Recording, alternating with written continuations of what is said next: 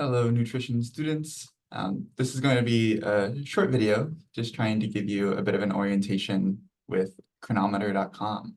Cronometer.com is a free-to-use diet tracking website, essentially, and we'll be using this tool throughout the quarter to track different portions of your diet and then analyze the information that Cronometer gives you based on what we're learning in class at that time. So you guys have your first diet analysis assignment coming up soon. And so I'm going to point out some of the parts of the website, essentially, like how to navigate the website in order to find the information that you need for that first diet analysis. So I'm going to go ahead and share my screen. So hopefully you're seeing my browser here. When you go to Cronometer.com, this is what the home screen will look like before you've made an account. Right? So I want you to go ahead and click sign up. It's free. This is going to be all the basic information for your account, and then try to be as accurate as possible with your profile details if you want to receive accurate information related to your dietary needs. So if you want the recommended dietary allowances to align with what you should actually be getting based off of your sex, height, weight, and activity level, try to make this as accurate as possible. Of course, as I've mentioned in class, and as you may have seen on Canvas, I do provide optional Cronometer data for you to use if you are uncomfortable in any way with the idea of tracking your diet and getting this kind of feedback. So feel free to use the profile details information on there as well. So there's information like this and actual food for you to input for each of the diet analyses. You'll just need to agree to the terms and services, of course. You don't need to agree to receive the newsletter or agree to personalized in-app ads. That's totally up to you. But once you've set all this up, go ahead and click sign up, and then you should get access to the actual Cronometer page. So I'm going to pause the recording really quick and go ahead and log into mine, and then I'll see you in a second. All right. So once you have created your account and logged in, immediately you'll be taken to your dashboard. But there's not much we can really do here, or I mean, there are a bunch of tools, but as far as where you should be regularly going, is going to be within the diary, within more, going down to your profile targets, and then trends for some parts of this. So let's start off with going to your profile and targets. So within the diet analysis, the very first part of it is just asking you for basic information related to the your daily targets. Right? So your RDAs, which are recommended dietary allowances. And this profile and targets tab that I'm hovering over here is going to show you those RDAs for all of your stuff here. Okay. So first thing we can look at is our energy burned in order to get our total recommended dietary allowance for energy. So you have two parts here. Your basal metabolic rate, which is the minimum amount of energy needed just to maintain your body at rest. So if you were not active, or I guess if I was not active at all, in order for my body to maintain all of my cells and not start destroying molecules in order to make up for that energy, I would need to consume 1,572 kilocalories. However, I've also included my activity level as sedentary right now. And so in order to keep up with that little bit of activity that I am including throughout the day, I need an extra 314 kilocalories, again, to just maintain my cells. And so this does not mean that I need to be sedentary every single day to get accurate information here. You can also include specific activities that you did each day. So I'll show you later within the diary, you can add that you went on a 30-minute run or that you lifted weights for an hour or whatever activity you did that day. And that'll just add on to your caloric need for that day. So again, your RDA of energy is made up of your BMR plus your activity level plus any other activity you add in for that day. So in total, my actual need for calories each day is going to be 1,886 kilocalories. So this sum value, the total energy that I need each day, is also represented at the very bottom here. If we scroll all the way down to nutrient targets. And so a lot of the information that you need for part one of your diet analysis is going to be from this nutrient targets section.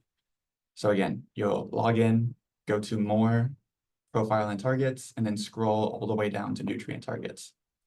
And so from here, we can look at our general targets. We can scroll over to vitamins and minerals, our micronutrients, sorry. And then we have tabs for each of our macronutrients.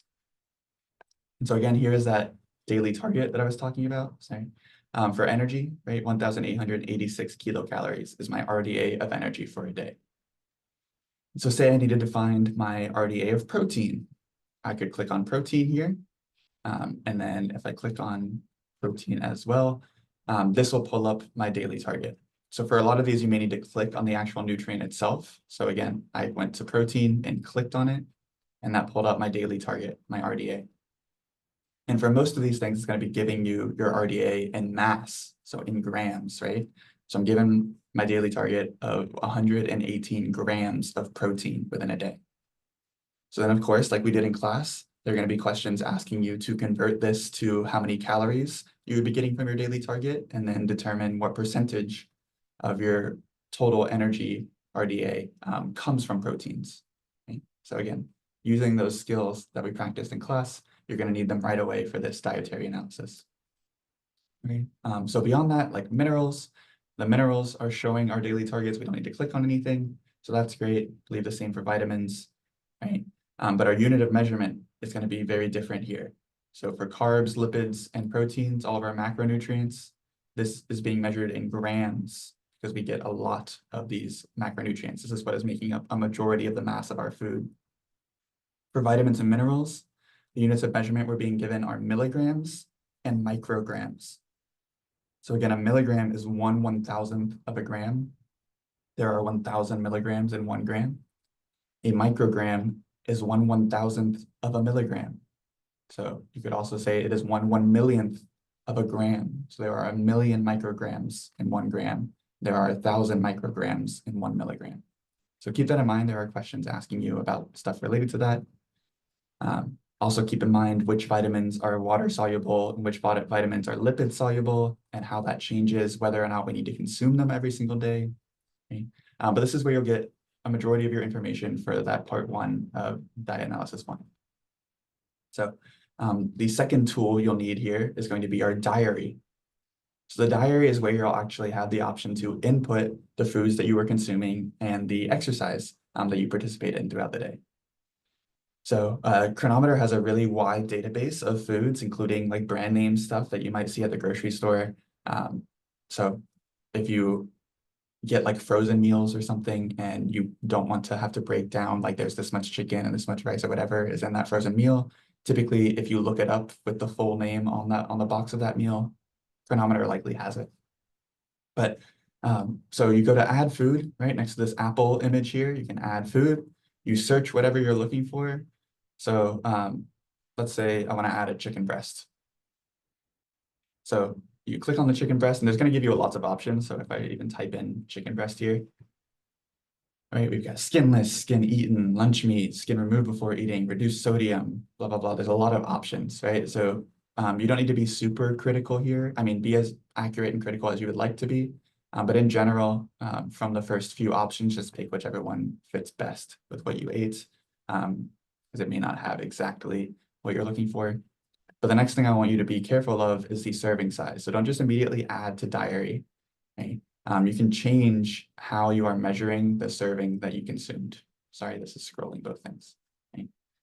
And I don't expect all of you at home to have a meat scale and be measuring each specific amount of what you're consuming. But you should maybe in general be able to give an idea of how much you ate. So like a typical chicken breast is like 8 to 10 ounces. So if you had just like a chicken breast set up and cut up at the grocery store, change this to ounces and likely 8 to 10, right? Again, you can look up actual measurements if you know like the weight in pounds and want to convert that to ounces or grams or whatever, but try to be specific and accurate as much as you can with the actual serving size, how much of it you ate. Okay. So say I'm adding this chicken breast here and it's a typical 8-ounce chicken breast. I can just go ahead and add that to diary, and immediately it is going to include the total number of calories I got from that food, the amount of protein, the amount of fat, and the amount of carbs. So we've got no carbohydrates in that chicken breast. And then you can scroll down and see how many of all of our individual types of our macronutrients and all the individual different micronutrients too, right? So I've got a lot of B6, 100% of my RDA of B6 from that chicken breast. So play around with that, look for the different foods. You can also add exercise, like I mentioned before. So say I need to add some cardio, right? I went for a run. Let's go to running. Just was running alongside of the road, moderate effort level, ran for 30 minutes, boom, add to diary. That is all automatically added on to the total number of calories I need to consume that day, right? So my RDA of energy went up. So could be a good thing to include for these first couple of diet analyses. We're not looking at your full diet. So adding your exercise may or may not make this more confusing or more misleading. So you really won't need to add exercise for an assignment until the third diet analysis. But if you want to use this tool throughout the quarter as just a general thing to do and to analyze what you're eating and consuming, definitely try to be as accurate as possible with your exercise. Okay. Another thing to point out, if you are using your diary to determine how much you consumed or where your RDAs are, so again, your daily targets, up here in the targets, it's showing essentially a fraction here. You're given a number at the beginning and then divided by a number at the end, right? And so this second number here, so 128.4 grams, is my RDA of protein for this day. So this is the target. This is not how much I have consumed. What I have consumed is on the left, this is the left number here, so 70.1 grams of protein from that 8-ounce chicken breast.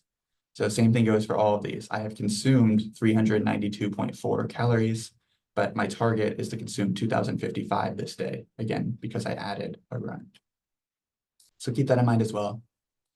The last tool you'll need here is our nutrition report. So if you go to Trends and Nutrition Report, it is automatically set to do 7 days, but you can look at longer ones. However, they recently updated it this year to require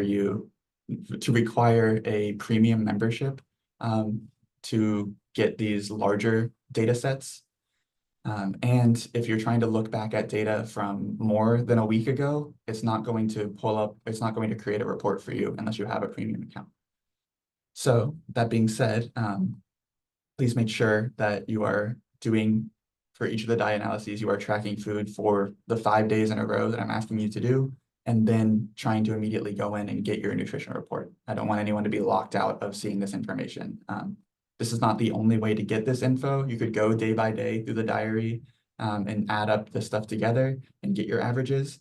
But the nutrition report makes that easy for you because it does it automatically, right? So this is showing on average each day with the little bit of data that is in here right now, that I consume 280 kilocalories out of my 1,911 kilocalorie target, consume 23.7 grams of protein out of my 119.4 gram target, right? So this is showing over the past 7 days on average how much I consumed. And so this is going to be needed for part 3 of your diet analysis. And again, it has that split up if you scroll down through all of our different types of our macronutrients and all of our individual micronutrients.